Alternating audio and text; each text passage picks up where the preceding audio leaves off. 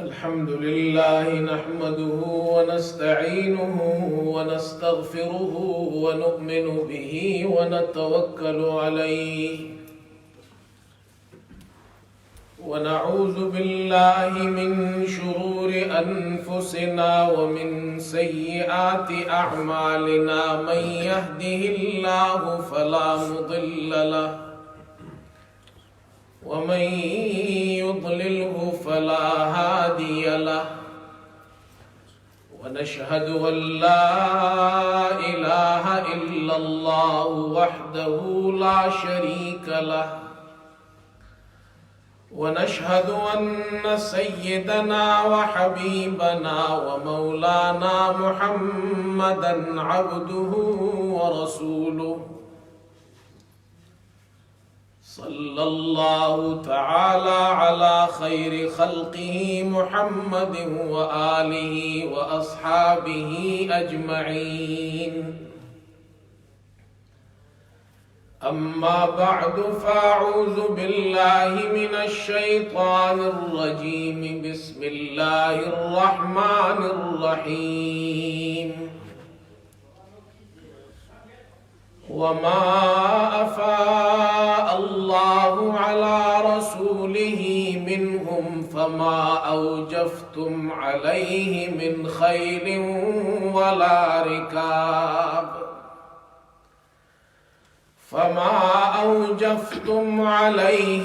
خيل ولا ركاب ولكن الله يسلط رسله على من يشاء والله على كل شيء قدير صدق الله مولانا العظيم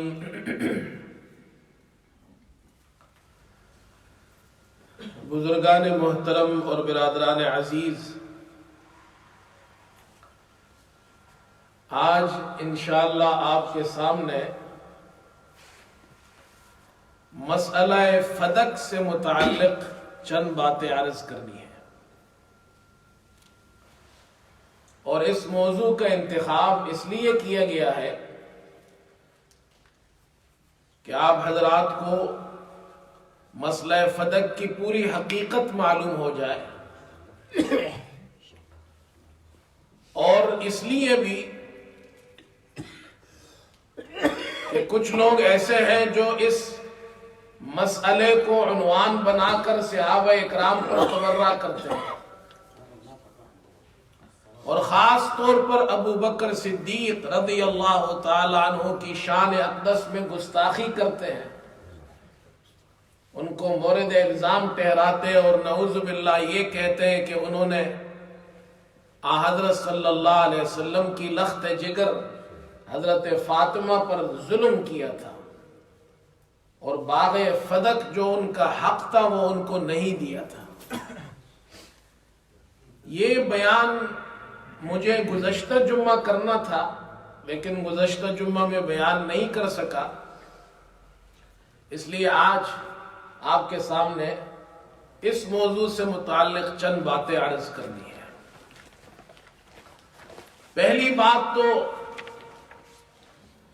یہ سمجھنی چاہیے کہ اللہ تعالیٰ نے انسانیت کی ہدایت کے لیے انبیاء علیہ السلام کو مبعوث فرمایا، اور انبیاء علیہ السلام کی جماعت میں پہلے نبی حضرت آدم علیہ السلام ہے، اور آخری نبی محمد الرسول اللہ صلی اللہ علیہ وسلم ہے۔ انبیاء علیہ السلام کی زندگیوں کا ایک ہی مقصد ہوتا ہے، اور وہ مقصد ہے دعوت حق، کہ انسانیت اللہ کو پہچانے اور اللہ اور وقت کے نبی کے طریقوں کے مطابق زندگی گزارے، تاکہ ان کی دنیا بھی سنور جائے اور ان کی آخرت بھی بن جائے۔ انبیاء علیہ السلام کا یہ مقصد ہرگز نہیں ہوتا کہ وہ جائیداد بنائے، املاک بنائے، جاگیریں بنائے، مال اور دولت کمائے، ان کی زندگیوں کے اندر یہ مقصد نہیں ہوا کرتا ہے۔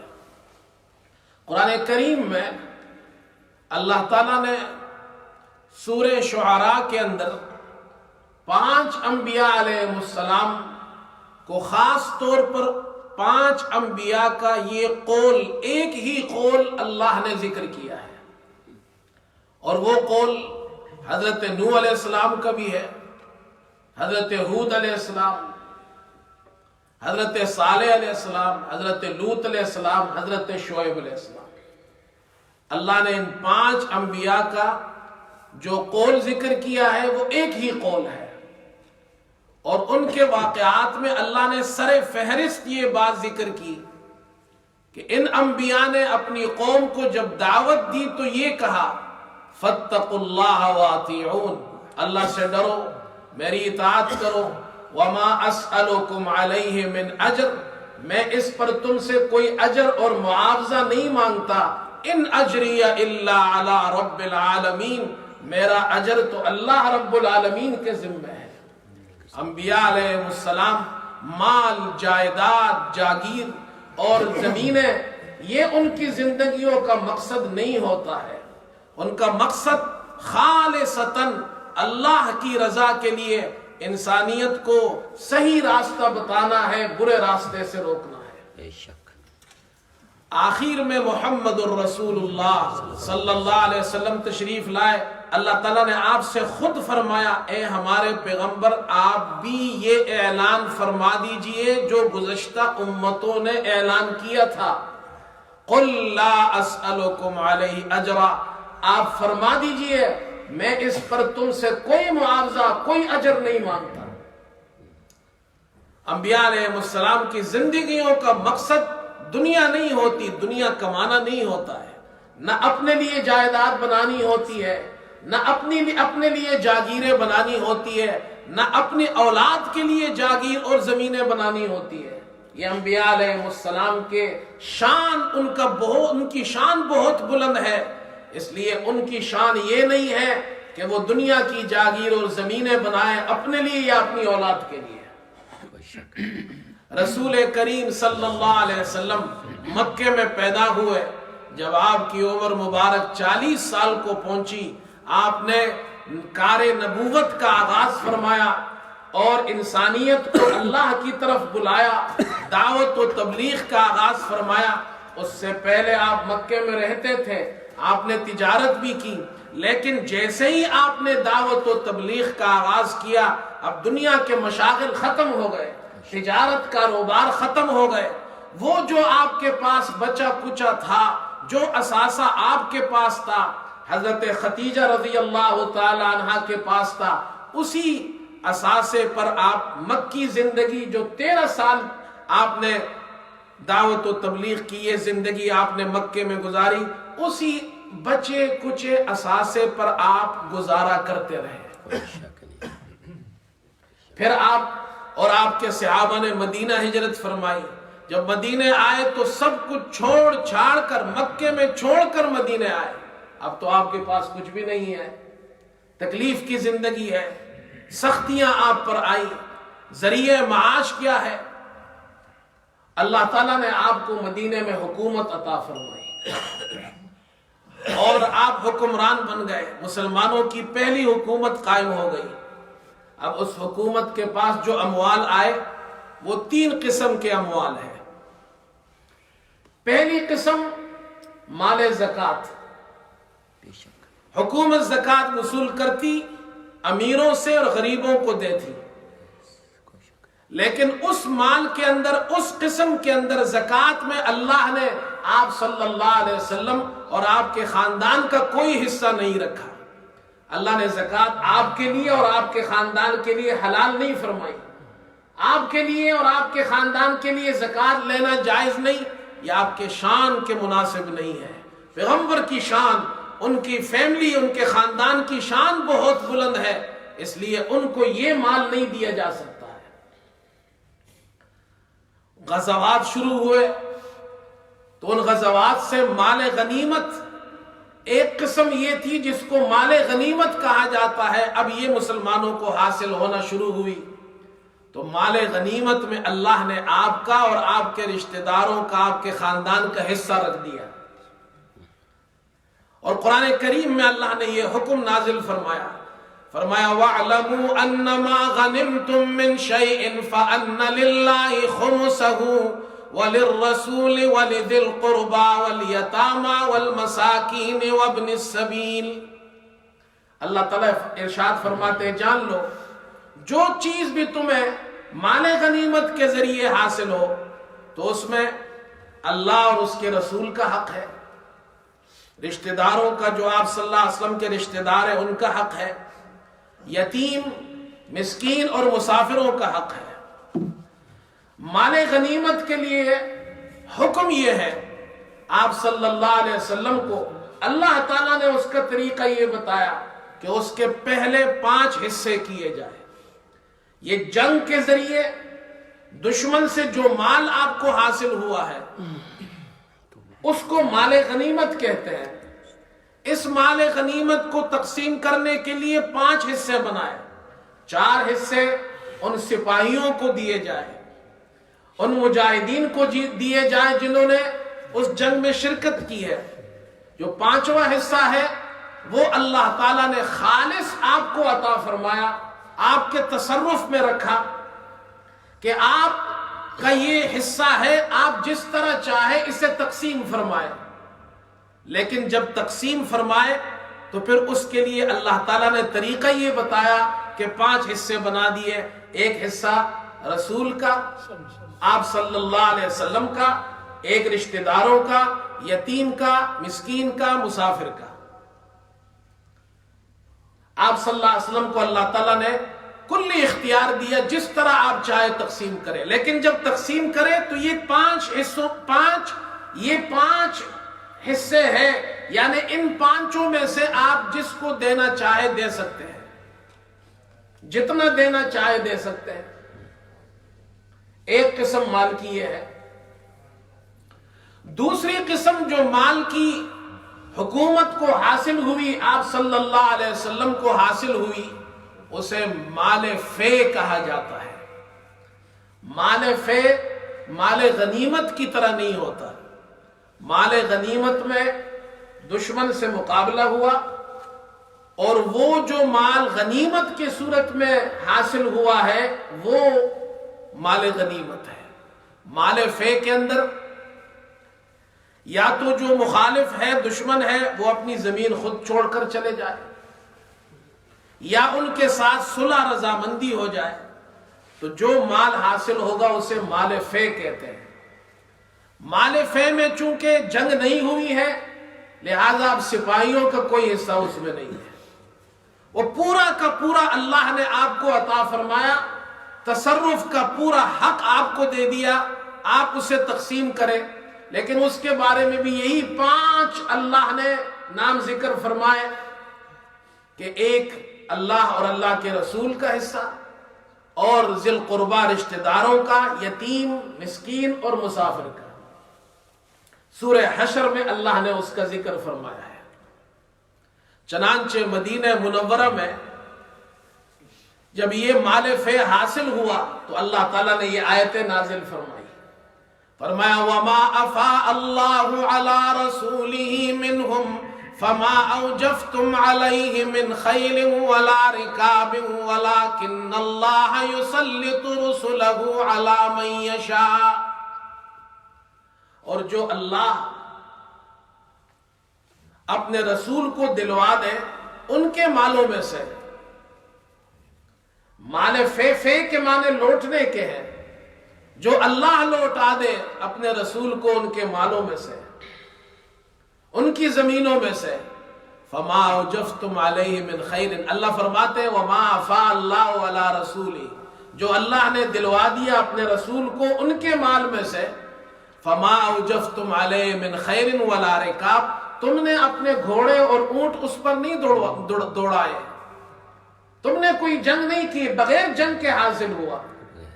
اب اس کا حکم کیا ہے؟ اگلی آیت میں فرمایا وما افاء اللہ علی رسولہ من اہل القرى فللہ وللرسول ولذی القربى والیتامى والمساکین وابن السبیل. اللہ اور رسول کا حق ہے، ان کا حصہ ہے، رشتہ داروں کا حصہ ہے، یتیم مسکین اور مسافر کا حصہ ہے۔ آپ صلی اللہ علیہ وسلم کو اللہ تعالیٰ نے یہ اختیار دے دیا، آپ جس طرح چاہے اسے تقسیم کریں، اور یہ ہم نے آپ کو 5 حصے بتا دیے ہیں، 5 آپ کو مصرف بتا دیے ہیں، ان 5 مصرف میں آپ جس طرح چاہے تقسیم کریں۔ مال فے جو مسلمانوں کو حاصل ہوا، آپ صلی اللہ علیہ وسلم کو حاصل ہوا، اس میں بنو نذیر کی زمینیں ہیں، فدق کی زمینیں ہیں، خیبر کی زمین ہے، بعض زمینیں، اور بنو قریظہ کی زمین ہے۔ کیسے حاصل ہوئی؟ بنو نذیر یہود کا ایک قبیلہ تھا جو پہلے سے وہاں آباد تھا۔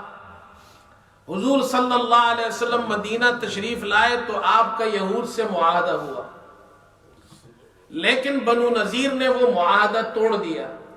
آپ نے ان کو مہلت دی کہ تم یہاں سے چلے جاؤ، اس لیے کہ معاہدہ توڑ دیا ہے، اس لیے اب ان کے ساتھ آپ نے جنگ نہیں کی، معاہدہ توڑ دیا ہے، مہلت دی، تمہیں مہلت ہے۔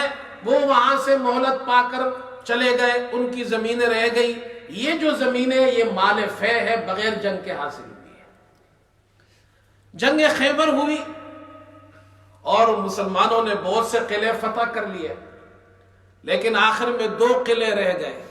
وطیح ایک قلعے کا نام ہے، اور سلالم یہ دوسرے قلعے کا نام ہے۔ وہ یہود، خیبر کے یہود ان 2 قلعوں میں محصور ہو گئے۔ 14 دن تک آپ صلی اللہ علیہ وسلم نے محاصرہ فرمایا۔ آخر کار انہوں نے، یہود نے صلح کی پیشکش کی، آپ نے صلح کی، اور یہ جو زمینیں آپ کو حاصل ہوئی ہے، یہ والی زمین خیبر کی یہ زمینیں، اب یہ بعض زمینیں یہ مالک ہے۔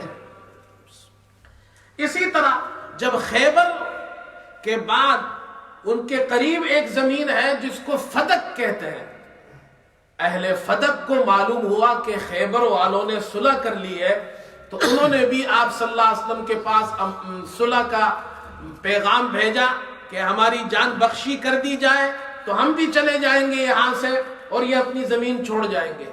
تو فدق کی زمین بھی فے کی زمین کہلاتی ہے، مال فے کہلاتا ہے۔ تو یہ زمینیں مال فے ہے جو اللہ نے اپنے پیغمبر کو بغیر جنگ کے عطا کی۔ اسی طرح جو جزیہ ملتا ہے، اسی طرح جو خراج ملتا ہے، وہ بھی مال فے ہے، اس لیے کہ بغیر جنگ کے مل رہا ہے۔ اب اس کے بارے میں حکم وہی ہے، اللہ نے آپ کو پورا اختیار دیا ہے۔ چنانچہ آپ صلی اللہ علیہ وسلم، اللہ نے یہ تو بتایا کہ یہ 5 قسم کے لوگ ہیں، ان کو آپ دیں، لیکن آپ پر پابندی نہیں ہے کہ اس کے 5 ہی حصے کرنے ہیں، ہر ایک کو ایک ایک حصہ دینا، یہ پابندی آپ پہ نہیں تھی۔ آپ جس طرح چاہتے، آپ صلی اللہ علیہ وسلم اپنے لیے بھی رکھتے، اپنے گھر والوں کے لیے بھی رکھتے، اور غریبوں فقیروں کو بھی دیا کرتے تھے۔ یہ مال غنیمت کا اور فے کا، یہ اللہ نے آپ کے لیے، آپ کے رشتہ داروں کے لیے حلال فرما دیا۔ اس لیے غنیمت کے خمس کے شروع میں بھی اللہ نے فرمایا فَأَنَّ لِلَّهِ خُمُسَهُ وَلِلرَّسُولِ، اور مال فے کے شروع میں بھی فرمایا فَلِلَّهِ وَلِلرَّسُولِ۔ اب سوال یہ ہے، رسول کا حصہ ہے، اللہ کے حصے کا کیا مطلب ہے؟ اللہ کو تو مال نہیں چاہیے، تو اس میں اشارہ اس بات کی طرف ہے کہ جو مال تمہیں غنیمت کے ذریعے حاصل ہوا ہے، جو مال فے کے ذریعے حاصل ہوا ہے، یہ تو کفار سے حاصل ہوا ہے۔ زکوٰۃ تو ہم نے آپ پر حرام کر دی ہے۔ یہ جو کافر کا مال آپ کو مل رہا ہے، اب یہ کافر کا مال نہیں ہے، اب یہ غنیمت بن گیا، اب یہ مال فے بن گیا، تو یہ اللہ کی ملکیت میں چلا گیا، اور اللہ نے آپ کو عطا کیا، اس لیے پاک صاف مال ہے آپ کے لیے۔ اس لیے شروع میں فرمایا فَلِلَّهِ۔ آپ صلی اللہ علیہ وسلم جب تک زندہ رہے، آپ اپنے لیے بھی رکھتے، تصرف فرماتے، آپ کو پورا اختیار تھا، اور ان 5 قسموں میں سے جن کو آپ چاہتے، جتنا چاہتے عطا فرماتے۔ چنانچہ ایک مرتبہ حضرت فاطمہ رضی اللہ تعالیٰ عنہ آپ کے پاس آئی، حضرت علی بھی آئے. یہ آپ نے مشہور حدیث ہے، سن رکھی ہے. حضرت فاطمہ اپنا کام خود کیا کرتی تھی، گھر کے کام کاج کیا کرتی تھی. تو انہوں نے آپ سے درخواست کی آپ صلی اللہ علیہ وسلم سے ایک خادم ہمیں دے دیا جائے. اور پھر مشہور حدیث ہے، آپ صلی اللہ علیہ وسلم نے ان کو فرمایا میں تمہیں اس سے اچھی بات نہ بتاؤں، رات کو سونے سے پہلے 33 مرتبہ سبحان اللہ، 33 مرتبہ الحمدللہ، 34 مرتبہ اللہ اکبر. یہ آپ نے بتایا. امام احمد نے روایت نقل کی ہے، اس روایت کے اندر یہ الفاظ ہے، حضرت علی اور فاطمہ رضی اللہ عنہما آپ صلی اللہ علیہ وسلم کے پاس پہنچے اور یہ خمس کے غلام آئے ہوئے تھے، ہمیں بھی یہ خادم دیا جائے.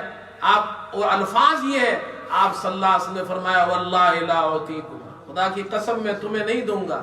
یہ جو صفہ کے اندر صحابہ، غریب صحابہ، فقیر صحابہ بیٹھ کر اللہ کا دین حاصل کر رہے ہیں، بھوکے پیاسے ہیں، تم سے زیادہ ضرورت مند ہے، میں ان غلاموں کو بیچ کر یہ پیسہ ان پہ لگاؤں گا. آپ صلی اللہ علیہ وسلم نے اپنی بیٹی کو نہیں عطا فرمایا اور فرمایا یہ تسبیحات پڑھو. نبی جائیداد، جاگیر اور زمین بنانے کے لیے نہیں آتے ہیں، نہ اپنی اولاد کے لیے جاگیریں بناتے ہیں.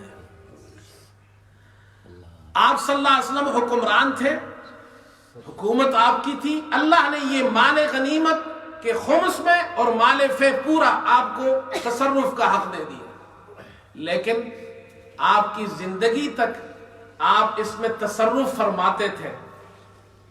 آپ کی وفات کے بعد اب یہ آپ کی میراث نہیں ہے کہ آپ کی ملکیت ہے اور اس کو آپ کی وفات کے بعد میراث کے طور پر وارثوں میں تقسیم کیا جائے. آپ ہیڈ آف دا اسٹیٹ تھے، ذریعہ معاش تو آپ کا نہیں تھا، اس لیے کہ آپ تو اللہ کے آخری پیغمبر ہے، دعوت و تبلیغ میں اور اللہ کے دین کی سربلندی میں لگے ہوئے ہیں. اللہ نے آپ کے گزر بسر کے لیے انتظام فرما دیا، زندگی میں آپ یہ انتظام ہے.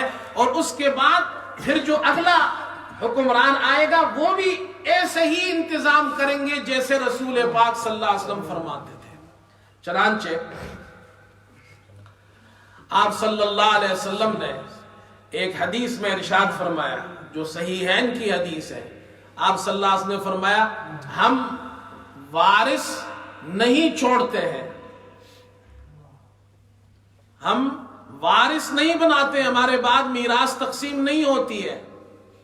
اللہ رب العزت اپنے نبی کو گزر بسر کے لیے جو عطا فرما دیتے ہیں تو ان کی وفات تک وہ ہوتا ہے، اور ان کی وفات کے بعد جو اگلا حکمران آتا ہے وہ اللہ تعالیٰ پھر ان کو عطا فرما دیتے ہیں، وہ ان کی تقسیم کرتے ہیں. چنانچہ رسول کریم صلی اللہ علیہ وسلم دنیا سے پردہ فرما گئے. آپ کی وفات ہو گئی. آپ کی وفات کے بعد، آپ کے انتقال کے بعد ابو بکر صدیق رضی اللہ عنہ خلیفہ ہوئے، اور وہ بھی فدق میں، خیبر میں، بنو نذیر کی زمینوں میں ویسے ہی تقسیم فرماتے جیسے رسول کریم صلی اللہ علیہ وسلم تقسیم فرماتے تھے. ان میں آپ کے حضرت فاطمہ کو بھی حصہ ملتا تھا، آپ کے رشتہ داروں کو بھی ملتا تھا.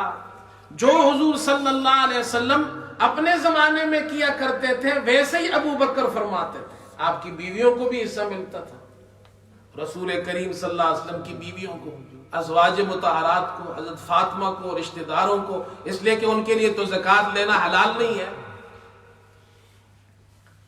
اب حضرت فاطمہ رضی اللہ تعالی عنہ ابو بکر صدیق رضی اللہ عنہ کے پاس تشریف لائی. بعض روایات میں آتا ہے اور بعض میں آتا ہے کہ انہوں نے مطالبہ کیا، آپ نے بھی اور حضرت عباس نے بھی، کہ فدق اور خیبر کی جو بعض زمینیں ہیں ان میں رسول کریم صلی اللہ علیہ وسلم کا جو میراث ہے وہ ان کو دیا جائے.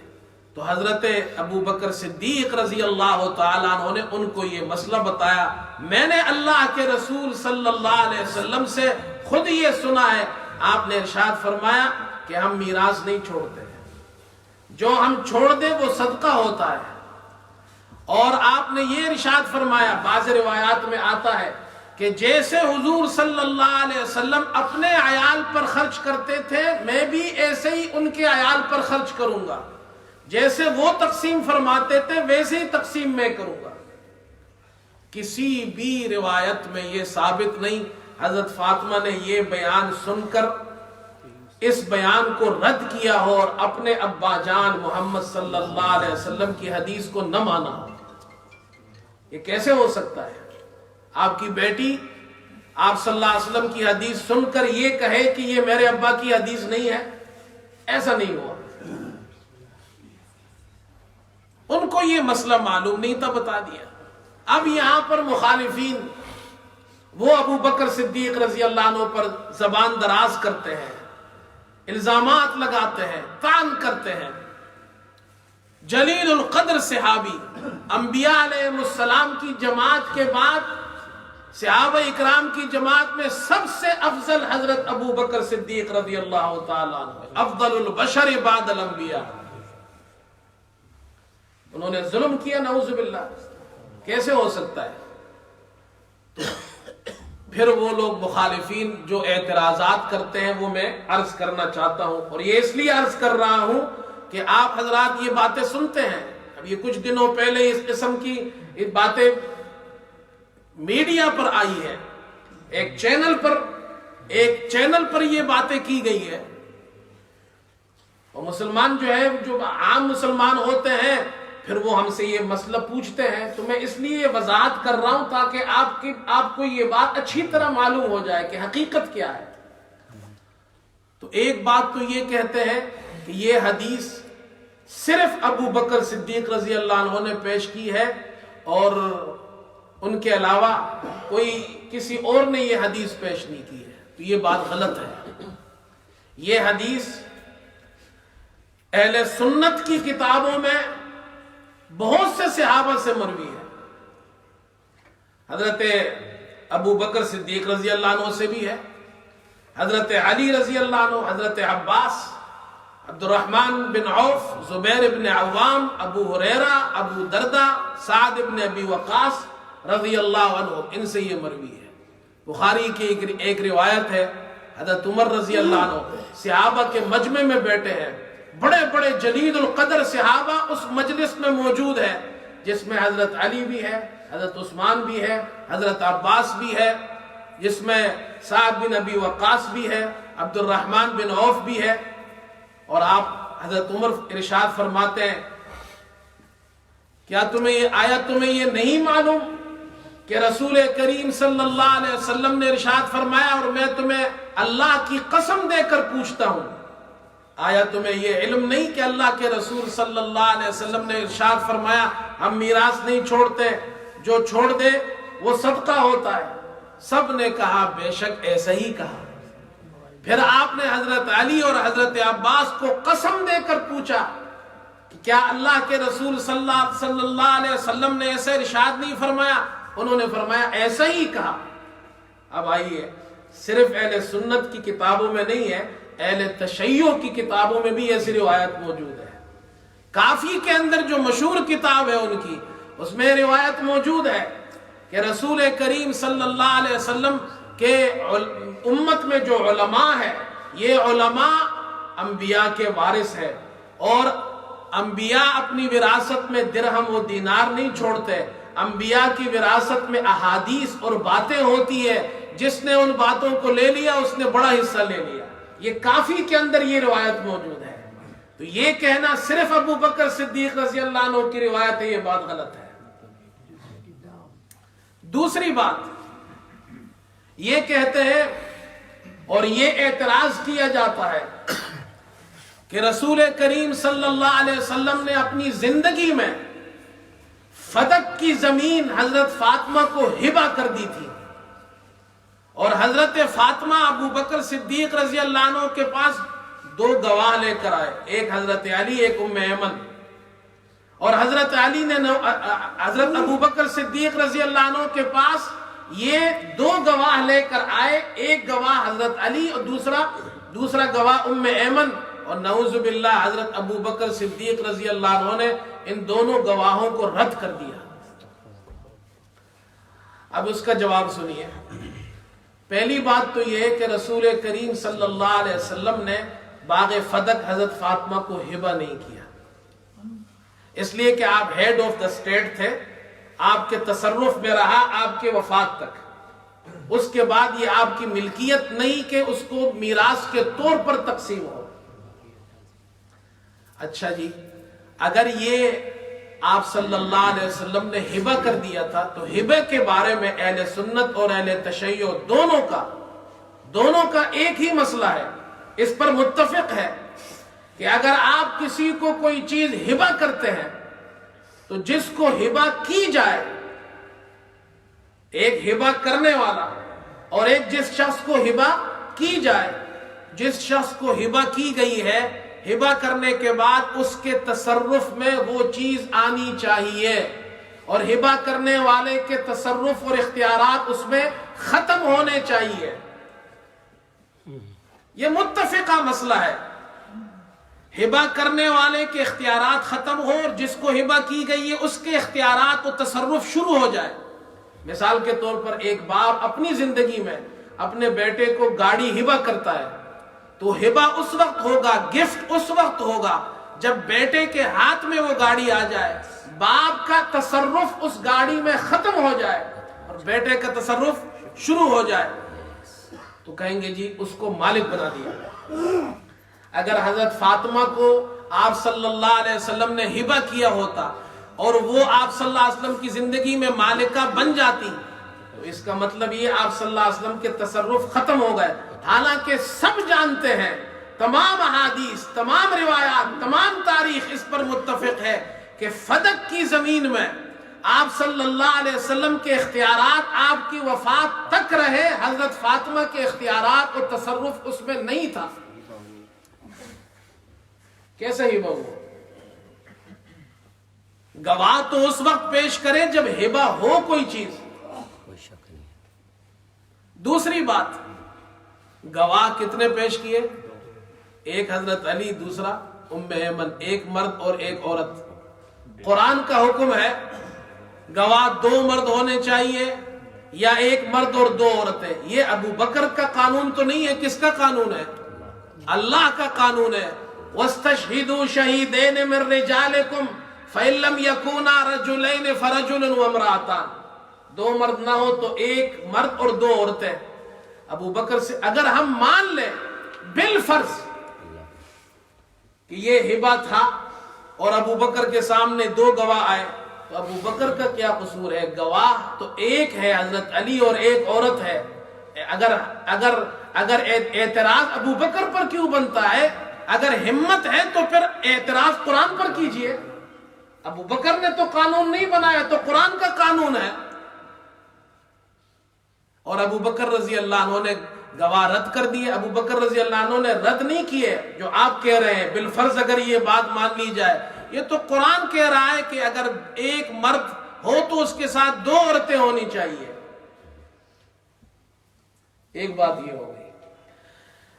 اب آخر میں ایک بات یہ عرض کرنا چاہتا ہوں، صدیاں گزر گئی، ہمیشہ ہوتا یہ ہے کہ اہل حق پر اعتراضات کیے جاتے ہیں اور ہم جوابات دیے جاتے ہیں. یہ سلسلہ کب تک رہے گا؟ صحابہ اکرام پر الزامات کی بوچھاڑ کی جاتی ہے، ان پر تبرہ کیا جاتا ہے، اور پھر ہم اپنی صفائیوں میں بیان کرتے رہتے ہیں. اس لیے میری عادت یہ ہے کہ میں یہ کوشش کرتا ہوں کہ جو ہمارے اہل سنت ہے ان کو تو صفائی ہونی چاہیے، ان کو مسئلہ معلوم ہونا چاہیے، لیکن مخالفین پر کچھ سوالات بھی ہونے چاہیے. بھائی ہم علمی بات کرتے ہیں اور اچھے الفاظ میں بات کرتے ہیں. ہمارے بڑوں نے ہمیں یہی طریقہ سکھایا ہے، علمی بات ہو، صحیح انداز سے ہو.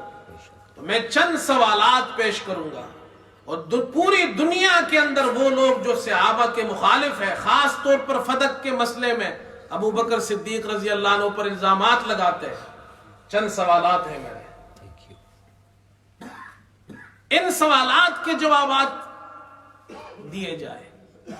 پہلا سوال، ابو بکر صدیق رضی اللہ عنہ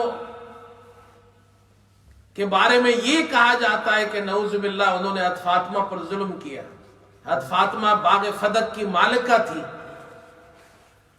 تو اگر حضرت فاطمہ باغ فدق کی مالکہ تھی تو یہ ملکیت ان کو کیسے ملی؟ اگر ملکیت آپ صلی اللہ علیہ وسلم نے اپنے زمانے میں دی تھی، ان کو ہبہ کیا تھا، گفٹ کیا تھا، تو سوال یہ ہے کہ ہبے کے اندر قانون یہ ہے، جس میں اہل تشیع اہل سنت متفق ہے، کہ جس کو ہبہ کی جائے ہبہ کرنے والے کے تصرف ختم ہو، اور جس کو ہبہ کی جائے اس کے تصرف شروع ہو۔ حالانکہ سب مانتے ہیں کہ باغ فدق میں آپ صلی اللہ علیہ وسلم کا تصرف آخر تک رہا، اس لیے ہبہ نہیں ہو سکتا، یہ نہیں مانا جا سکتا یہ ہبہ آپ صلی اللہ علیہ وسلم کے زمانے میں ہوا۔ دوسری صورت، یہ ایک سوال یہ ہوا۔ دوسرا سوال، اگر یہ کہا جائے آپ صلی اللہ علیہ وسلم نے وصیت فرمائی تھی کہ میرے بعد باغ فدق حضرت فاطمہ کی ملکیت ہے، تو حضرت فاطمہ اگر حضور صلی اللہ علیہ وسلم کی وارثہ ہے تو وارث کے لیے تو وصیت نہیں ہو سکتی ہے، وصیت تو غیر وارث کے لیے ہوتی ہے۔ یہ تو قرآن کا قانون ہے، وارث کے لیے وصیت ہو نہیں سکتی، غیر وارث کے لیے ہوتی ہے۔ کیسے ہو سکتا ہے آپ صلی اللہ علیہ وسلم نے فاطمہ آپ کی وارثہ بھی ہو اور آپ کے لیے وصیت بھی کی ہو؟ ایک سوال یہ، دو سوال ہو گئے۔ تیسرا سوال، اگر یہ کہا جائے کہ جی بطور میراث کیوں ان کو ملا ہے، آپ صلی اللہ علیہ وسلم کی وفات کے بعد حضرت فاطمہ کو بطور میراث کے ملا، تو ہم نے تو آپ کو دلائل سے ثابت کر دیا۔ ابو بکر صدیق رضی اللہ عنہ، حضرت علی، حضرت عباس، عبد الرحمن ابن عوف، زبیر ابن عوام، سعد ابن ابی وقاص، جلیل القدر صحابہ سے یہ روایت موجود ہے کہ پیغمبر کے مال میں وراثت نہیں ہوتی، جو ہو وہ صدقہ ہے۔ اور اہل تشیع کی کافی سے بھی یہ ثابت ہے کہ پیغمبر درہم و دینار کی میراث نہیں چھوڑتے، احادیث کی میراث چھوڑتے ہیں۔ اب سوال یہ ہے کہ یہ ثابت کیا جائے کہ باغ فدق حضور صلی اللہ علیہ وسلم کی میراث تھی، ثابت کیا جائے، یہ ثابت کیا جائے کہ باغ فدق آپ صلی اللہ علیہ وسلم کی میراث تھا، تو پھر یہ کہا جاتا ہے، اب باغ فدق کو میراث ثابت کرنے کے لیے کیا کہا جاتا ہے؟ قرآن کی اس آیت کو پیش کیا جاتا ہے۔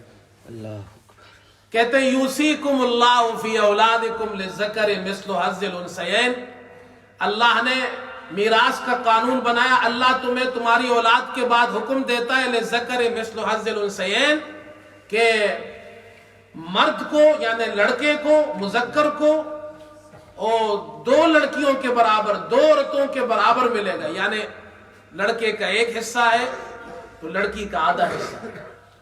اللہ کا یہ کہتے ہیں، فدق کو میراث ثابت کرنے کے لیے قرآن کی اس آیت سے دلیل پیش کی جاتی ہے کہ اللہ کا قانون ہے کہ باپ کی وفات کے بعد ان کی اولاد کو میراث ملتی ہے، تو امت میں سے ہر باپ کی اولاد کو تو میراث ملے اور پیغمبر کی اولاد کو میراث نہ ملے۔ اب ہمارے لوگ بھی یہ باتیں سن کر پریشان ہو جاتے ہیں۔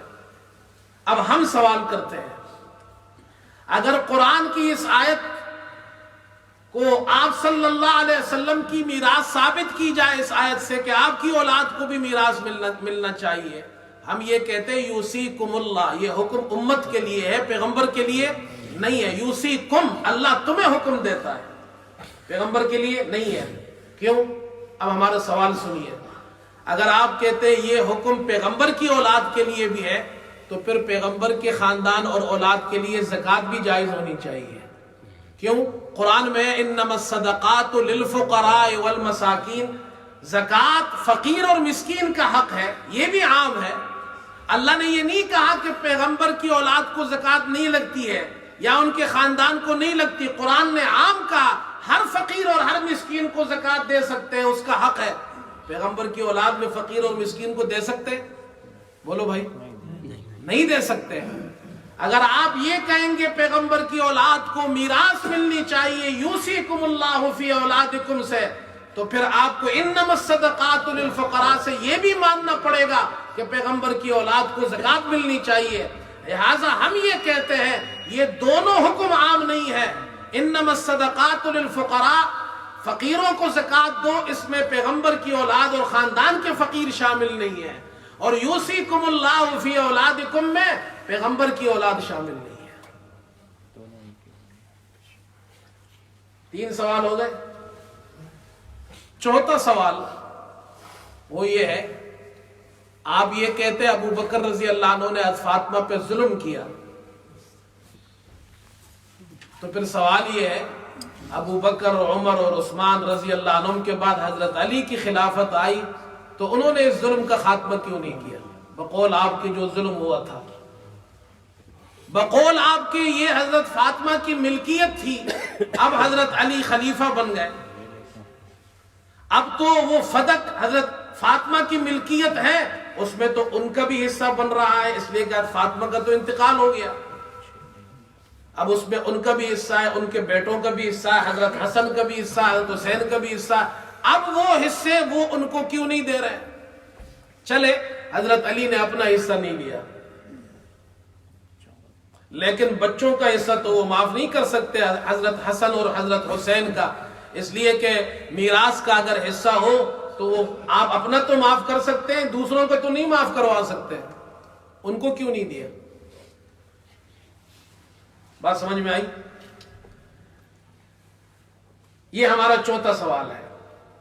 اس پر جانب مخالف کی طرف سے جو دلیلیں پیش کی جاتی ہیں اس میں سے 2 دلیلیں میں پیش کر دیتا ہوں تاکہ آپ کو بھی یہ باتیں معلوم ہو۔